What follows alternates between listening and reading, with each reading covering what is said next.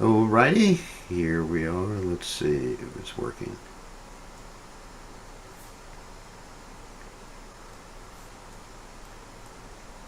It's working. So we are streaming live on YouTube and on Facebook. Alright, I think we're ready to go. Oh, actually, I didn't send out a notice.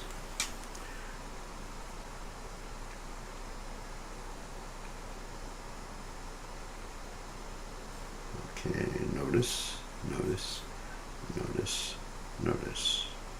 Sent out. Okay, now people start to join us. Today is a very special day on the Vaishnava calendar. And it is the celebration of Rath Yatra in Jagannath Puri. It's the actual official Rath Yatra day.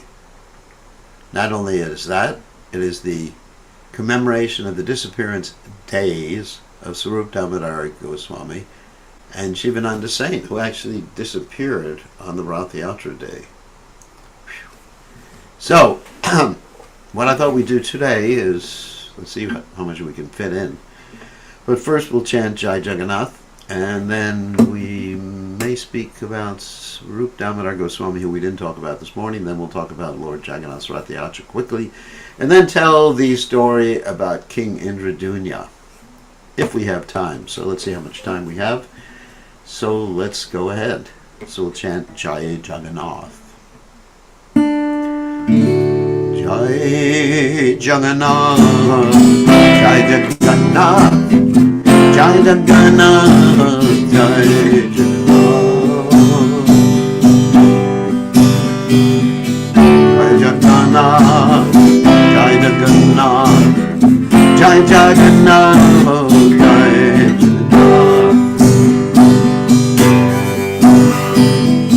Jai Jagannath, Jai Jagannath, Jai Jagannath, Jai Jagannath, Jai Jagannath, Jai Jagannath, Jai Jagannath,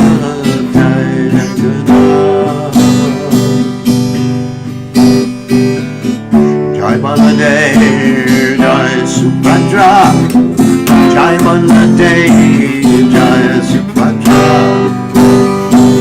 Jai Baladev, Jai Subhadra, Jai Baladev, Jai Subhadra, Jai Baladev, Jai Subhadra, Jai Baladev, Jai Subhadra, Jai Baladev, Subhadra, Jai Baladev, Jai Subhadra, Jagannath Swami, Nayana Patagami, Nayana Patagami, Bhavatame, Jagannath Swami, Nayana Patagami, Nayana Patagami, Bhavatame, Jagannath, Jai Jagannath, Jai Jagannath, Jai Jagannath, Jai Baladev, Jai Subhadra, Jai Baladev, Jai Subhadra, Jagannath Swami, Nayana Patagami, Nayana Patagami, Bhavatame, Jagannath Swami, Nayana Patagami, Nayana Patagami, Bhavatame,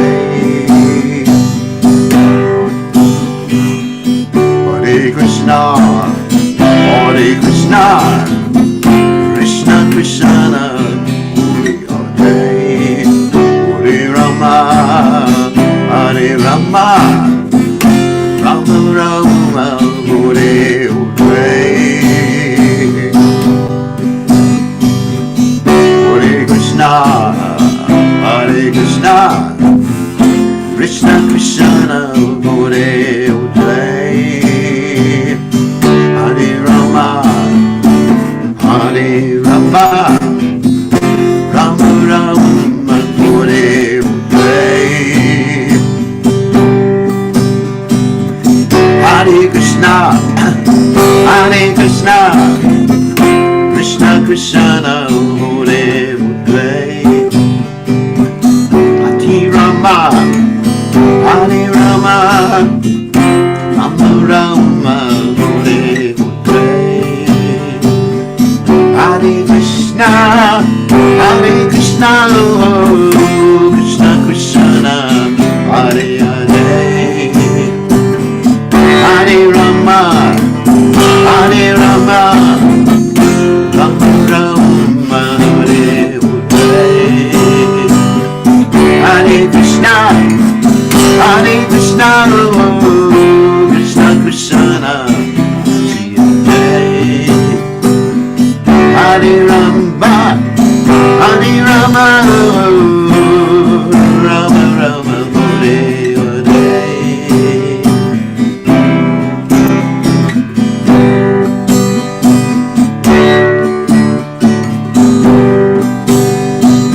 Prabhupada, Prabhupada Jaya, Prabhupada Jaya, Prabhupada, Prabhupada,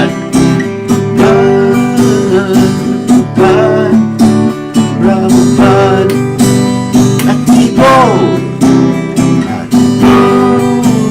Haribo, Haribo. Jai Om Vishnupad. Paramahamsa Parapakacharya, all Skruteta Satashi, Shimad, His Divine Grace, Avaya Chananad Bhaktivedanta Goswami, Mara Shila Prabhupada Ki Jai, ISKCON Founder Acharya, Shila Prabhupada Ki Jai, Anantakoti Vaishnava Vrinda Ki Jai, Namacharya Shila Haridas Thakur Ki Jai, Prem Se Kaho Shri Krishna Chaitanya Prabhu Nityananda Shidwaita Gadadha, Shivasati Gaur Bhakta Vrinda Ki Jai, Shri Radha Krishna Gopi Gopinath Sayam Kunda Radha Kunda, Giri Govardhan Ki Jai, Vrindavanam Ki Jai, Mathuranam Ki Jai, Jagannath Swami Ki Jai, Yamunamai Ki Jai, Shrimati Lasi Devi Ki Jai, Samaveda Bhakta Vrinda Ki Jai, Gaura Premananda Hari Hari Bol. All glory is the assembled devotees, all glory is the assembled devotees, all glory is the assembled devotees. All glories to Shri Guru and Gauranga Srila Prabhupada Ki Jai, the Om Vishnu Padaya Krishna Prastaya, Udale Srimati Bhaktivedanta Swami Namani Namaste, Saraswati Devi Gauravati Pachani, Nivashesha Shunyavati Paschachadesha Tarni, Somagana Timidanda Shah, Gananjana Shalakaya Chakshur Meditam Yena Tasmai, Shri Gurave Namaha. So as I mentioned before, today we are celebrating the Rath Yatra festival. At least that's the technical day in which they're celebrating the Rath Yatra festival in Jagannath Puri. And also, it is the commemoration of disappearance days of Shivananda Sain and Swarup Damodar Goswami. So this morning's class we spoke a little bit about Shivananda Sain, and I wanted to talk a little bit about Swarup Damodar Goswami, then we'll go on to the story of the Rath Yatra. And particularly, I want to tell the story about King Indradunya today, if that's all right. So, let us talk about Swarup Damodar Goswami, since he was a very close associate with Lord Chaitanya Mahaprabhu. In fact, he's considered to be Lalita Saki. And Ramananda Roy, of course, is Vishaka Saki, who are the associates of Radharani, and they were always with Lord Chaitanya Mahaprabhu. So Swarup Damodar Goswami is an eternal associate. His previous name was Purushottama Acharya, and he was with Lord Chaitanya in Navadvip. But before he met Lord Chaitanya Mahaprabhu in Jagannath Puri, he decided to take sannyas, and he went to Kashi of Varanasi, which is very interesting, to take sannyas. And Kashi, of course, is the actual headquarters of all the Mayavadis. So he took sannyas there, and he never dressed as a sannyasi. he actually dressed in a very humble form. And I believe his sannyas name was Chaitanyananda, which is actually really interesting. Then he met Lord Chaitanya Mahaprabhu in Jagannath Puri, and Lord Chaitanya Mahaprabhu embraced him when he met him and said, I saw him in a dream this morning that you would come. Just as a blind man finds unlimited happiness by regaining his eyesight, so I am feeling this way by regaining your association. So, anyway, so Lord Chaitanya Mahaprabhu kept Swarup Damodar Maharaj Goswami, Swarup Damodar Swami, Goswami, close to him, and as I mentioned, they would all stay together, and he reflected the ecstatic moods of Lord Chaitanya Mahaprabhu.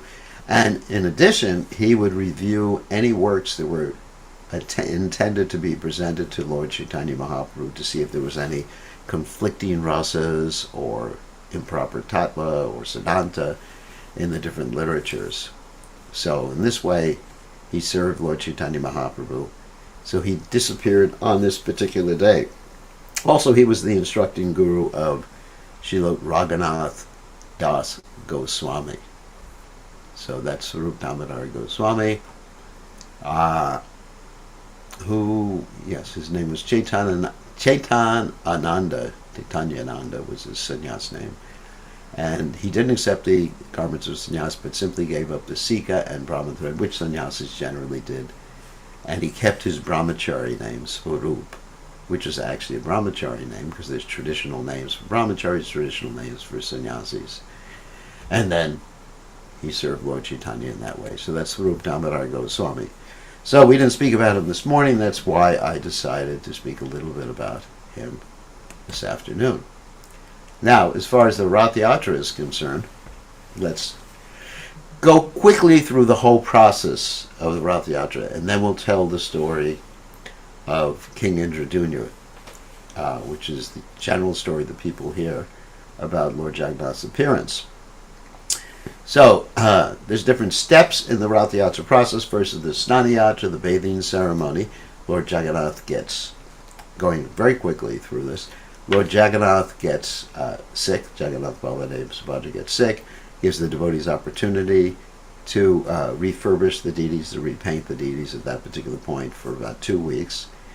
But actually, the esoteric reason for this particular ceremony of getting sick, that's Nibrita, is that he wants to be alone with Lakshmi. And while he is alone with Lakshmi, he develops a desire to go to Vrindavan, to see the devotees in Vrindavan. And so he tells Lakshmi, I'm going for a walk. And then his walk is actually the Rath Yatra festival, going to the Gundicha temple. The Gundicha temple represents the mind of a devotee, which has to be purified to perceive Vrindavan, to perceive the Lord's intimate form inside one's heart. So anyway, so the Rath Yatra ceremony goes on. King Prataparudra just sweeps the road before Lord Jagannath gets on the cart. During Lord Chaitanya's time, the cart would stop sometimes and nobody would get it to move. Even the king couldn't get his horses and elephants to move the cart. And this is because of the exchange of love between Lord Chaitanya Mahaprabhu and Lord Jagannath, because Lord Chaitanya Mahaprabhu was in the mood of Srimati Radharani, and he was addressing Lord Jagannath and trying to drag Lord Jagannath back to Vrindavan, which is represented by the Gundicha temple. So back and forth, and sometimes Lord Chaitanya had to push the cart with his head just to get the cart to move. So many, many interesting exchanges of love, and you can read about them in the Chaitanya Charitamrita. Also, when they got to the Gundicha temple and Lord Jagannath was in the Gundicha temple, the devotees became much more playful. Their mood changed. Instead of being really in a very serious, awe-reverent mood, they became like children, because that's like the Vrindavan mood. So we had Advaitacharya and Lord Nityananda fighting like children in the Narendra Sarovara in the Indradunya lake. And after 5 days, Lakshmi gets upset because she figures her husband hasn't come back after 5 days, so she sends her associates, this is called the Hera Panchami festival, to attack the associates of Lord Jagannath. And this is like a drama that's put on by the different devotees. And they even beat the associates of Lord Jagannath and make fun of them and joke with them. And in this way, and even arrest them, and show many different types of anger, which Lord Chaitanya Mahaprabhu classified as sober, restless, and mixed. He said ladies generally have these three different types of anger. Sober means they hide their anger, restless means they really express it, and mixed means that they express their anger with jokes and sarcasm and what we call equivocal words. So that was the 5th day, and on the 9th day, after the Rath Yatra festival, Lord Jagannath returns to the temple in Puri. So that's the festival of Jagannath, the Rath Yatra festival. And of course, the devotees who participate in this festival are serving the Lord in bringing the Lord back to Vrindavan. So the pulling of the cart could be done in the mood of vipralamba, or tense separation from the Lord in his Vrindavan pastimes. So very, very important festival. Srila Prabhupada, when he was a very young boy, enacted this Rath Yatra festival, and he actually made his father buy one cart. He enacted it in the streets of Calcutta with his friends, and had all of his friends' mothers prepare prasadam. They distributed prasadam. And so it was something that was and is deep in Srila Prabhupada's heart. And Srila Prabhupada wanted this Rath Yatra ceremony performed in many places. Of course, the first place that they did Rath Yatra in the United States was in San Francisco, and the first Rath Yatra the devotees did to San Francisco was utilizing the back of a flatbed truck. And they borrowed a truck from this group called the Diggers, and they set up Lord Jagannath and Baladev and Subhadra on the back and went down the streets in San Francisco and had this beautiful Rath Yatra, and Srila Prabhupada was very pleased with that. Okay, so, just one other thing. I want to tell the esoteric story of why Lord Jagannath looks like he looks like. And they are perhaps the most unusual deities, Lord Jagannath, Baladev, and Subhadra, of Jagannath, Baladev, and Subhadra. And so this story, very quickly, before we get to the Indradunya story, is once upon a time, Krishna's wives in Dwarka wanted to hear about Krishna's pastimes in Vrindavan. So there was one person there, other than Krishna and Balaram, that was also there in Vrindavan, Dwarka and Vrindavan, and one of Vasudev's wives, and of course that was Rohini.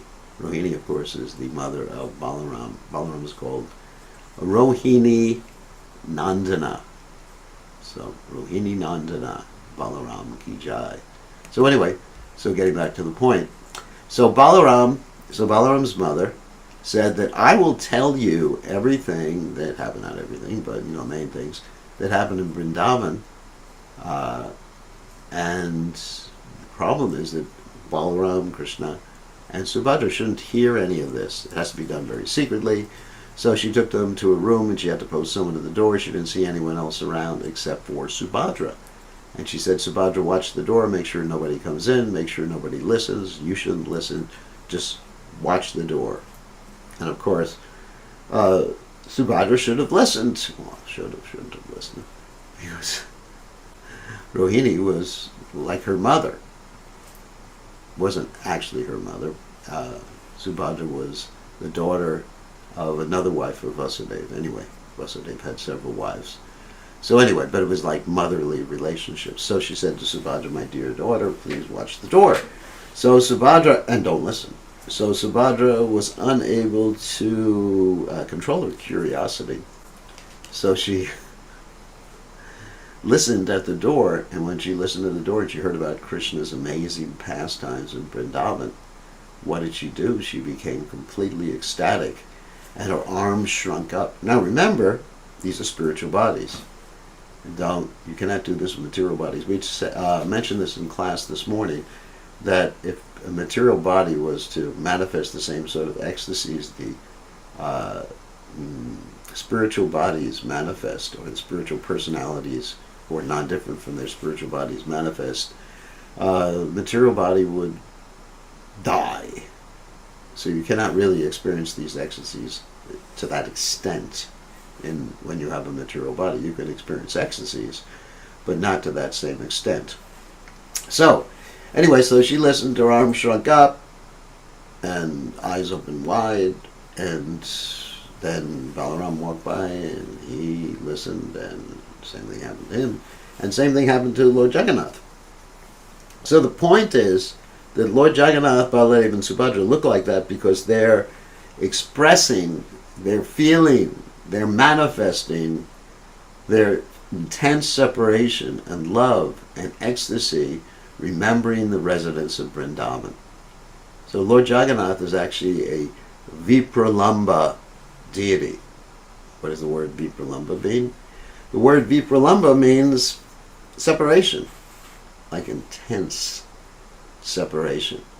So Lord Jagannath is the deity. So when you look at Lord Jagannath, I mean, of course, he's so beautiful too, eyes blooming like lotus petals. You could read the Jagannath Ashtaka. But if you look at him, you can actually understand, not fully understand, not fully comprehend, but you can actually begin to understand why he looks like that, and you can sort of understand Krishna's love for the gopis by looking at Lord Jagannath, if you're really understanding this particular story. So that's the esoteric reason that Lord Jagannath looks like that. Now, at this particular juncture, we are going to tell the standard story, which a lot of you know. Let me just pull my chat window in case someone wants to send a chat during the thing. Okay. So we're going to tell the standard story, which I think a lot of you know, about Lord Jagannath appearing with the story of King Indradyumna. Okay? This is a very, very interesting story. So once upon a time, there was this king. His name was Indradyumna. And he was a great devotee of Krishna. And he wanted to see Krishna face to face. So, one time in his court, a devotee of the Lord came to the court, and he began to talk about an incarnation of Krishna, or Vishnu, named Nila Madhava, blackish Madhava. Madhava means, Madhava can also mean bee, but it means the husband of the goddess of fortune. So anyway, so Krishna is blackish. I mean, not completely blackish. She's bluish, hint of blue, like a fresh rain cloud. So King Indradyumna became very inspired, and he wanted to find this particular deity. So he sent not all, but many of the different Brahmins in different directions. Is the audio too low? That's okay for most people. I don't want to, no, the level is fine here. So it should be fine for everybody. Okay, sorry about that. That's why I have the chat window open, because I wanted to see that everybody is hearing and without any problems. So anyway, so he sent these Brahmins out in different directions, north, south, east, west, to look for and inquire about Nila Madhava.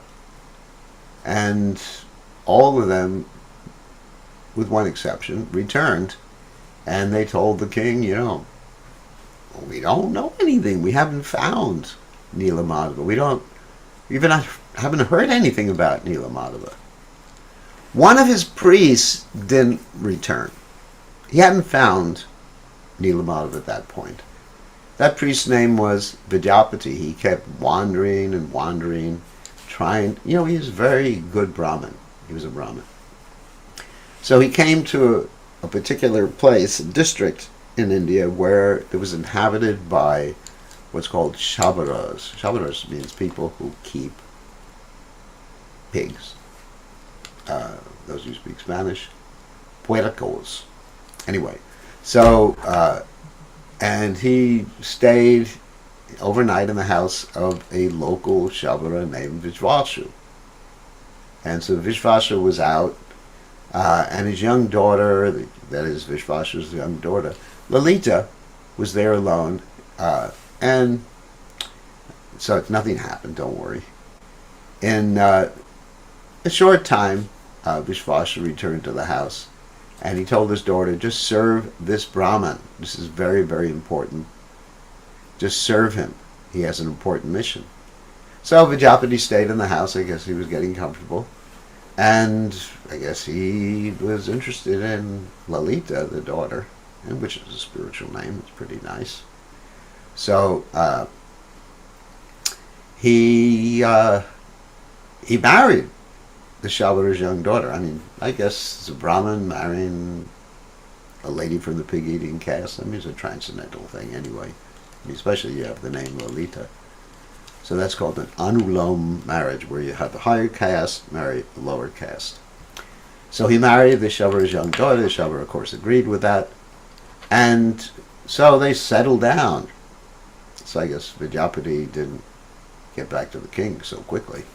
So when he was in the house of the Shabara and with his wife, and very happy because she was quite attractive, he noticed that Vishvashu had some very peculiar behavior. Every night he would go out at night and not return till the next day at noon. And when he came back, he smelled like sandalwood and camphor and musk, chachushama, and he was very curious. Vidyapati was very curious. So he asked his wife, what's happening? Where's your father going? And she said, it's a secret. And Vidyapati said, there should be no secrets between husband and wife. And so finally, of course, she loved him. She said, my father goes out to a secret place to worship Nila Madhava. It's actually top of a hill. So Vidyapati became really happy. He really wanted to see the deity and actually tell the king Indradyumna. So Lalita, of course, had been ordered by her father not to tell anyone about Nila Madhava, and she really overstepped her boundaries by telling Vidyapati, but, there's no secrets between husband and wife. So Vidyapati was really anxious to see Nila Madhava. So he kept asking Vishvashu, the Shabara man, his father-in-law, please take me to see the deity. Please take me to see the deity. And the father-in-law didn't want to do that. No. Okay, go to see the deity. And so, but Lalita went after her father and said, please allow my husband to see the deity. Please allow him to see the deity. And so Vishvashu agreed, okay, I'm going to take Vidyapati to see the deities. And of course, I'm going to take him, and I am going to bind his eyes, put a blindfold on his eyes, so he won't see where we're going. He thought, this is going to give us protection. But Vidyapati had a very interesting plan. He had his wife put some mustard seeds in the border of his cloth and sew them in, and he would throw them down, so it had a little pouch there. And so he would throw them down each time he took a few steps. So the interesting thing about mustard seeds, mustard plants grow from mustard seeds after it rains. So he was actually allowing or planning to have the path be shown later on after the rainy season. So anyway, they reached Nilamadava, and the blindfold was removed. And Vidyapati saw the beauty of the deity, and he began to dance in ecstasy and faint and offer prayers to the deities, to the deity. Wow. And praying. And so in the meantime, Vishvashu, the Shabara guy, went out to collect some offerings for the deities. I guess roots, not too many offerings up there, forest flowers and things like that. And Vidyapati was just standing in front of the deity because Vishvashu said, just stay there, don't go anywhere else. So what happened is Vidyapati witnessed, there was a crow on a tree, so he witnessed a crow somehow or other fell off the tree into the nearby lake, which was right there near the temple, and drowned. And immediately a four-armed Vaikuntha form came out of this lake and went to the spiritual sky. And Vidyapati thought, phew, back to home, back to Godhead. I don't want to take any more births in this material world. And so he climbed up in the same tree and, okay, let's dive into the lake. I want to follow this liberated crow. But as he was about to jump from the tree and, kill himself, he heard a voice in the sky. He said, Brahmana, you have the responsibility. Since you've seen Nilamadava, you must inform King Indradunya. So don't do this. This is your responsibility. You can't just think of yourself and be selfish in this particular way. So he climbed down from the tree and waited for the Shabara to come back. The Shabara came back and did his worship of Nilamadava. And as the Shabara was engaged in serving the deity, he heard from the voice of the deity, from the mouth of the deity, saying, I have been worshipped so many days by the simple forest flowers that you've been offering me. Now I want to be worshipped by a king, by my great devotee, King Indradunya. The Shabara was just like, that's it. I'm not going to cooperate with Nilamadava. He says that I'm not going to be cheated from this service. Therefore, I'm going to make sure my son-in-law doesn't escape. So he just bound him up by his hands and feet and whatever and kept him in his house. I mean, that's how Vidyapati took care of his bodily needs, I don't know. But somehow or other, he made sure that he didn't escape. But, again, Lalita intercedes on behalf of her husband. And she goes to her father and just convinces her father, please, free my husband. It's my husband. So this is the father's sentiment in relationship with the daughter. And so the Brahmin immediately left home and went to King Indradunya and informed him of the discovery.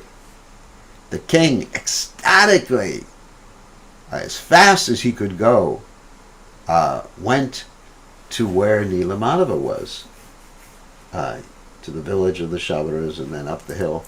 And so they followed the small mustard plants. Remember, Vidyapati was dropping mustard seeds along the path. And by following these mustard seed plants, the king was able to trace the path up the hill to where Nilamadava was worshipped. And when they got up the hill, guess what? He wasn't there. So the king was just like so upset. He started arresting the Shabaras and Vishvashu, and he said, tell me where the deity is. And Vishvasu didn't know. But suddenly a voice from the sky said to the king, "Release Vishvasu. On top of Nila Hill," that's in Jagannath Puri, you should construct a temple. There, as Daru Brahman,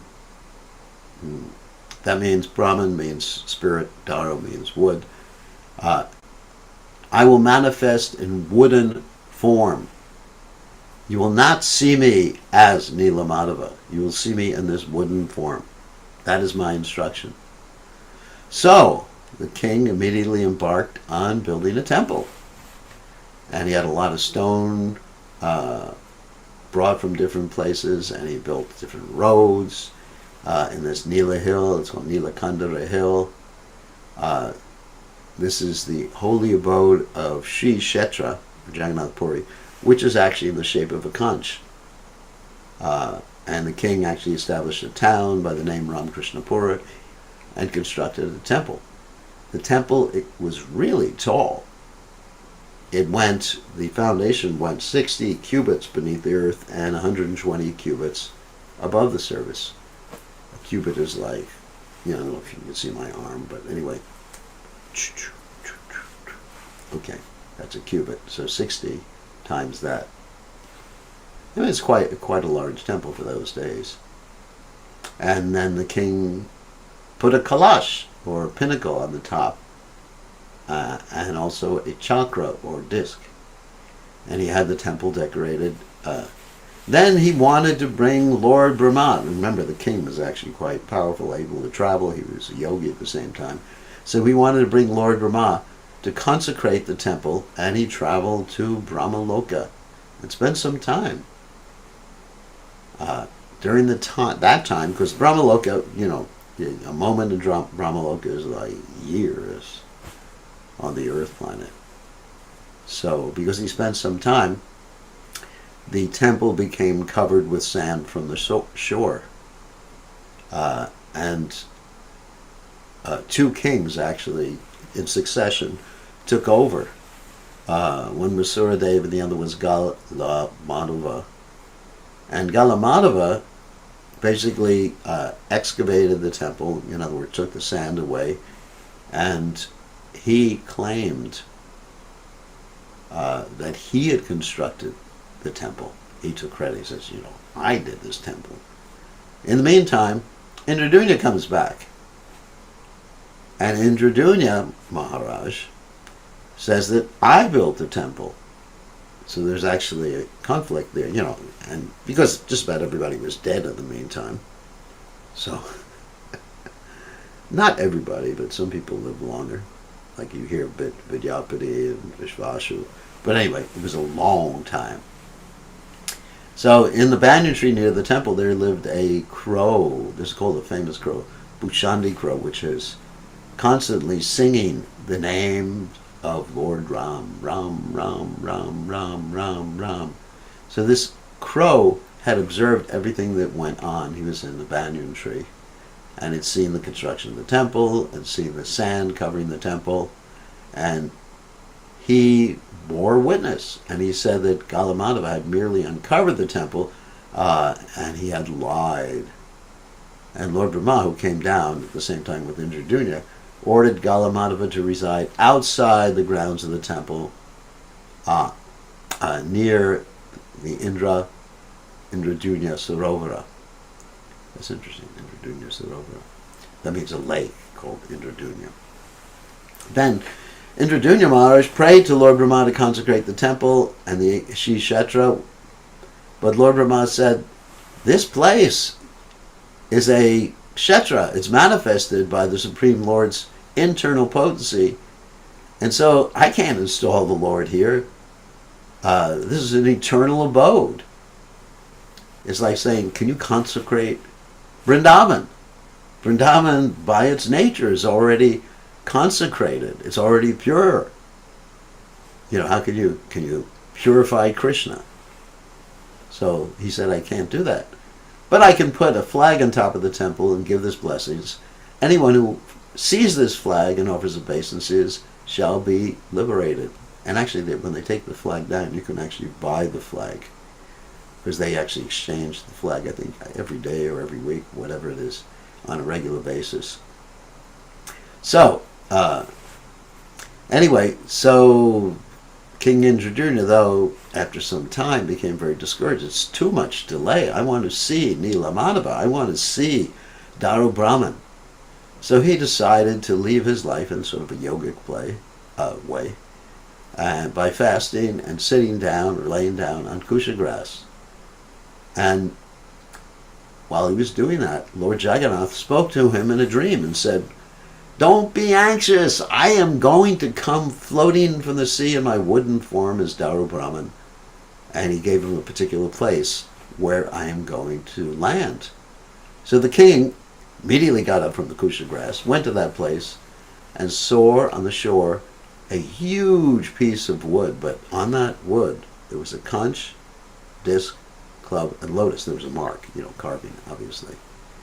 And he tried his best using men and elephants and horses to move that piece of wood.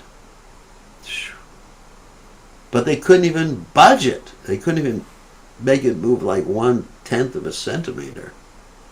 Lord Jagannath told the king in a dream that particular night, "Bring Vishvasu, who used to serve me as Nila Madhava, and place a golden chariot in front of Daru Brahman, wood Brahman." So the king began to work according to that instruction. He brought Vishvasu, who was still alive, I guess, and put him on one side. And on the other side of the chariot, he put the Brahman, Vidyapati. I guess Vidyapati was still around too. So people lived a long time in those days.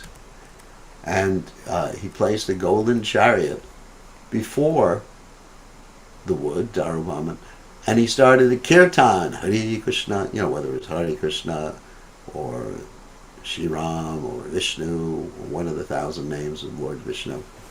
That's not mentioned. And then the king prayed, "Please mount this chariot." And he caught hold of the Daru Brahman with the chakra and disc and club and lotus on it. And Daru Brahman was easily placed in the chariot and taken to the temple where he would be carved. So right next to the temple, Lord Brahma established a deity of Lord Nrsingadev on a raised platform of sacrifice. And so that deity of Lord Nrsingadev now stands on the western side of the temple compound, the Mukti Mandap, and they say that that's the original Nrsinga deity. Okay, so to carve that deity from Lord Jagannath from Daru Brahman, King Indradyumna brought many, many expert sculptors. But what happened, as soon as they started, all their chisels broke. Boom! And fell to pieces. Terrible. 1 second. Okay. So they didn't know what to do. They didn't know what to do. Because all the chisels were broken, they couldn't do anything. Finally, it's described that Krishna came, there's two different stories of Krishna came. Narada Muni, the Narada Purana, said it was Vishwakarma, came and said, in the form of an old Brahmin, he said he could carve the deity behind closed doors, and I need 21 days to do it. And no one should interrupt me, because if you interrupt me or anyone interrupts me, I'm out of here. I will not be doing this. So immediately they prepared. The other artists were engaged, other artisans were engaged in making the chariots. Then the old Brahmin sculptor took Daru Brahman to the temple, closed the doors, and the king promised that I will not interfere. I will not open the doors of the temple even slightly before the 21 days are up. After 14 days, though, there was a problem. The king was unable to hear any sound coming from the temple. And he was thinking, what am I going to do? I should go in, maybe the sculptor is hurt. So the king's minister said, no, you can't go in. You promised not to go in. The king, though, was nagged by the queen, and by force he opened the door of the temple with his own hand. Inside, the king did not find the sculptor, but he saw Lord Jagannath, Subhadra, and Baladev. And he saw that their fingers and toes were unfinished and looked like unfinished deities. And the king's minister told him that the architect was either Lord Jagannath himself or Vishwakarma. Anyway, and by the king breaking his promise by opening the doors, Lord Jagannath had manifested in that way. The king thought himself to be a great offender, and he decided to end his life. Then again he lay down on the kusha grass and began fasting. So fasting didn't last for very long. So when half the night was over, Lord Jagannath appeared to the king in his dreams.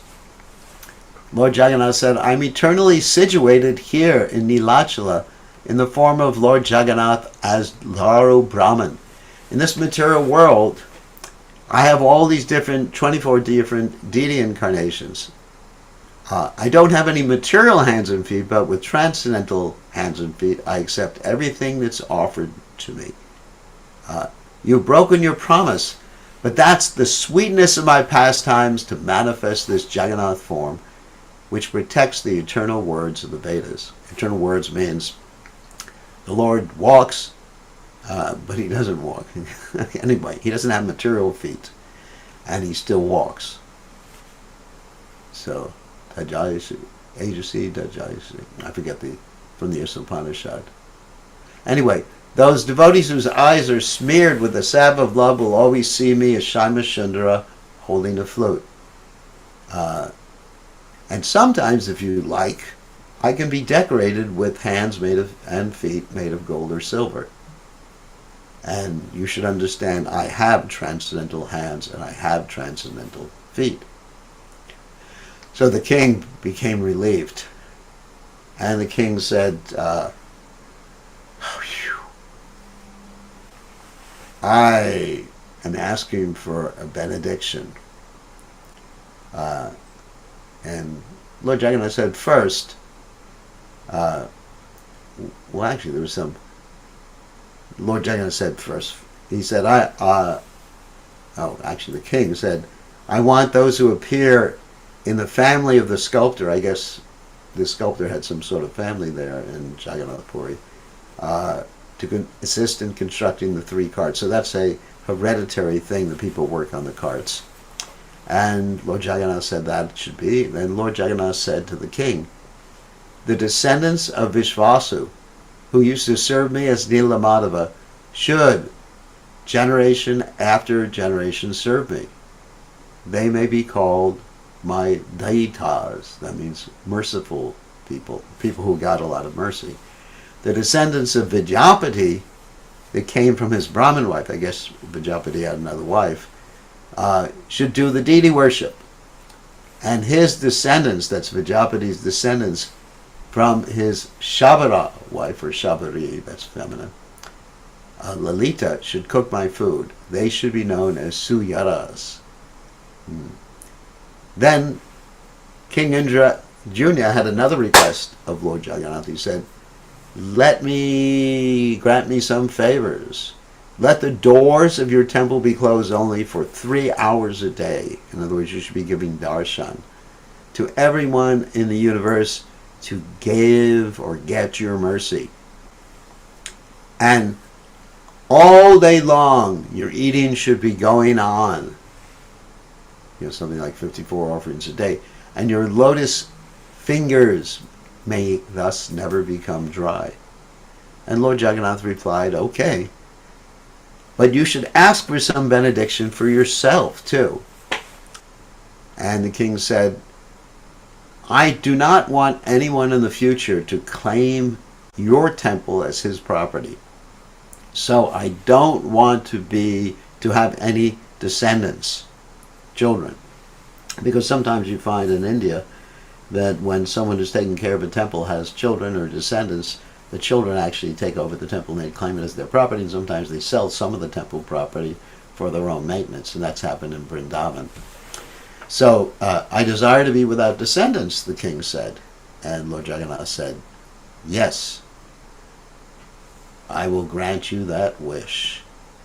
And thus, in this way, the Supreme Lord appeared in this world. And in the Narada Purana, there's some statements. I'm just going to read one statement here. The Supreme Lord tells Lakshmi Devi in that abode known as Purushottama Kshetra, which is rarely achieved among all the three worlds, the Keshava deity, who is fashioned by the Supreme Lord himself, or Vishwakarma, is situated. If men simply see that deity, they are easily able to come to my abode. So that's all we have time for today, so we can take some questions or comments. It's a very wonderful, interesting story. And as I said, that's the exoteric reason that Lord Jagannath looks like he looks like. But then there's the esoteric reason, which I told before, about Lord Jagannath, Baladev, and Subhadra hearing about the residents of Vrindavan and experiencing that sort of bodily ecstasy, the symptoms of bodily ecstasy. Okay, so let me unmute you all, or allow you all to unmute yourselves and see if anyone has any questions. Any questions, comments? Rishikesh. Hare Krishna, Gurudev. My obeisances. I Haribol. just wanted to understand. Initially, when the law, Nila Madhav deity was found by the king in Dadumna, and he said he's going to be available as Daru. Then why did Indradumna went to Brahmalok? He wanted Lord Brahma to consecrate the place. Oh, okay. That's why. That's part of the story. He asked. He didn't realize that Kshetra, Shri Kshetra, Jagannath Puri doesn't need to be consecrated, just like Vrindavan doesn't need to be consecrated. I mean, for example, we just had a groundbreaking ceremony to consecrate the ground in Columbus, Ohio, and last weekend actually. And so I don't know if you heard about that. Had to go to Columbus, Ohio, and Yeah, I my came. daughter danced there actually. Oh, She she was works there. there. Oh, good. Yeah, she had a dance, Kathak dance there. Oh, very nice. Did you go there too, or no? I didn't see you. No, I didn't go there. No. So But who my took? daughter works there. She works in Who Columbus. took Yeah. your daughter there? Did you? Your wife took her? No, she works there, Gurudev. Oh, she works there. Oh, oh, okay. She lives there. I didn't realize she was so old. She's 22. Yeah. So anyway, so we had a groundbreaking ceremony, and there were many, many rituals for consecrating the ground.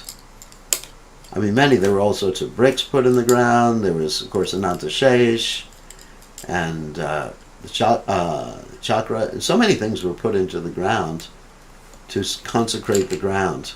I mean, many ceremonies and fire sacrifices went on for a long time. I got the opportunity to put Ananta Shesh into the ground. Big, big deity, gold-plated deity of Ananta Shesh. And we held him up and we put him into the ground. So that's consecration, but that's why Lord Brahma was called to fly in for consecration. Okay? Thank you, Gurudev. So the Jagannath Puri temple, which is there right now, is there any remnants from that old temple, or is it I completely think new structure? it's been rebuilt several times Okay. because So there is no like a primitive structure, like right I now don't in know. the. I don't know. You'll have to talk to the pandas there. There might be some remnants and stones from the original structure, but the temple's definitely been rebuilt several times. There's a whole history, and I don't have that history right here of the rebuilding of the temple several times. Interesting. All right. Any other questions? No other questions. All right. It was an interesting story about Lord Jagannath. And yes, we should worship Lord Jagannath and have Rath Yatras. We're going to have a Rath Yatra, a small Rath Yatra here on this coming Sunday. It's going to be very small, right on the temple grounds in a small cart. We're going to be pulling the deities around. But that is the same as anything else. And what we usually do here in New Goloka, I'm trying to see something at the same time. What we usually do here in New Goloka is that we participate with bigger cart when they have big parades, so everyone gets exposed. For example, if they have, it's a Christmas parade or Thanksgiving parade or St. Patrick's Day parade, we actually get a place in the parade, and then millions of people are able to see Lord Jagannath, Baladev, and Subhadra. So that is what we usually do. We had standalone Rath Yatras before, but not many people participated because the population here is really spread out. But when we actually participated or became part of a bigger parade, then we had much more exposure. So we found that to be much more productive as far as having people see Lord Jagannath. And generally in ISKCON we don't do it on the actual day of the Rath Yatra. We do it whenever is practical. Sometimes around that time of the year, and in certain places in the year in the world we may do it months later or months before. But to commemorate that is timeless. It doesn't have to be done on a certain day. All right. I want to thank everybody for listening so nicely. And we will see everybody tomorrow, and we're going to continue with our Chaitanya Charitamrita reading tomorrow night or tomorrow morning, depending on where you are in the world. Thank you very much. All glories to His Divine Grace, Srila Prabhupada, Srila Prabhupada Ki